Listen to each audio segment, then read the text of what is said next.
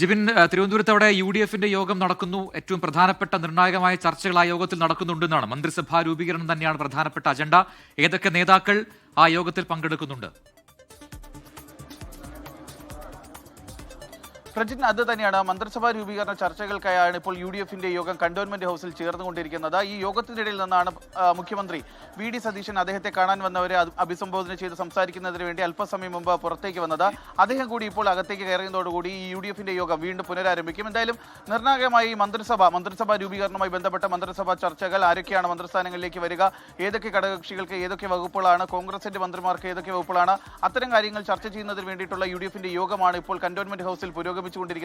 നേരത്തെ നമ്മൾ കണ്ടതാണ് എല്ലാ ഘടകകക്ഷി MLA-മാർ, അതുപോലെ തന്നെ ഘടകകക്ഷി MLA-മാർ, ഘടകകക്ഷി നേതാക്കന്മാർ, UDF-ന്റെ MLA-മാർ, അങ്ങനെ തുടങ്ങി എല്ലാവരും തന്നെ ഈ ഒരു UDF-ന്റെ യോഗത്തിൽ പങ്കെടുക്കുന്നുണ്ട്. അതിൽ പ്രത്യേകം പറയാനുള്ളത് ഘടകകക്ഷികളുടെ പ്രതികരണങ്ങളാണ്. കാരണം കോൺഗ്രസിൽ ഉണ്ടായിരുന്ന പ്രശ്നങ്ങൾ, പ്രത്യേകിച്ച് മുഖ്യമന്ത്രി ചർച്ചയുമായി ബന്ധപ്പെട്ടുള്ള കാര്യങ്ങൾ, UDF മുന്നണിക്കകത്തുള്ള കാര്യങ്ങൾ, അത്തരം പ്രശ്നങ്ങളെല്ലാം തന്നെ കഴിഞ്ഞ ദിവസം അവസാനിച്ചു. നമുക്കിപ്പോൾ ഈ ഇതിന്റെ അകത്ത് തന്നെയാണ് ഇപ്പോൾ UDF-ന്റെ യോഗം നടക്കുന്നത്.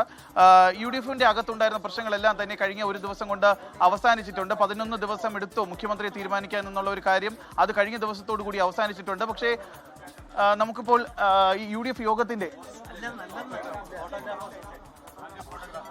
പ്രജിൻ, നമ്മളിപ്പോൾ നിൽക്കുന്ന ഈ UDF യോഗം നടക്കുന്ന സ്ഥലത്താണ് നമ്മൾ നിൽക്കുന്നത്. അവിടെ ഇപ്പോൾ മാധ്യമങ്ങളെ അല്പസമയത്തിനകം പ്രവേശിപ്പിക്കും. ആ യോഗത്തിന്റെ ദൃശ്യങ്ങൾ എടുക്കുന്നതിന് വേണ്ടി ആ ക്രമീകരണങ്ങളാണ് ഇവിടെ പുരോഗമിക്കുന്നത്. എന്തായാലും നേരത്തെ പറഞ്ഞതുപോലെ തന്നെ ഘടകകക്ഷി നേതാക്കൾ എല്ലാവരും ഈ UDF യോഗത്തിന് എത്തിയിട്ടുണ്ട്. അവർ പറയുന്ന ഒരു കാര്യം, കഴിഞ്ഞ ദിവസം 11 ദിവസങ്ങളിൽ ഉണ്ടായിരുന്ന ഒരു അനിശ്ചിതത്വം, അത് വലിയ വിജയത്തിന്റെ ശോഭ കെടുത്തിരുന്നു. പക്ഷേ അത്തരം പ്രശ്നങ്ങളെല്ലാം തന്നെ UDF-ൽ അവസാനിച്ചിരിക്കുകയാണ്. ഒരു സൗഹാർദ്ദപരമായ അന്തരീക്ഷം മാത്രമാണ് ഇപ്പോൾ UDF-ൽ നിലനിൽക്കുന്നത്.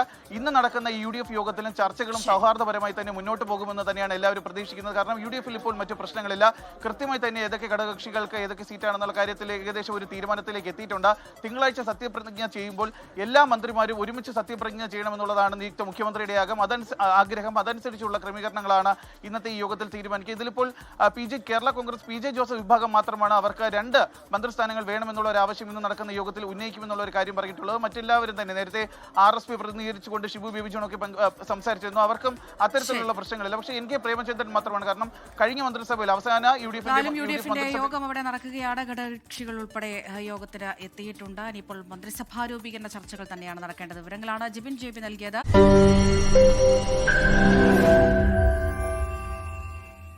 ലോകത്തെവിടെയായാലും ഏത് സമയത്തും 24 വാർത്തകളും ഓഗ്മെന്റഡ് റിയാലിറ്റി പാക്കേജുകളും എക്സ്പ്ലെയിനറുകളും വിശദമായി കാണാൻ ഞങ്ങളുടെ YouTube ചാനൽ നിങ്ങൾക്ക് സബ്സ്ക്രൈബ് ചെയ്യാം.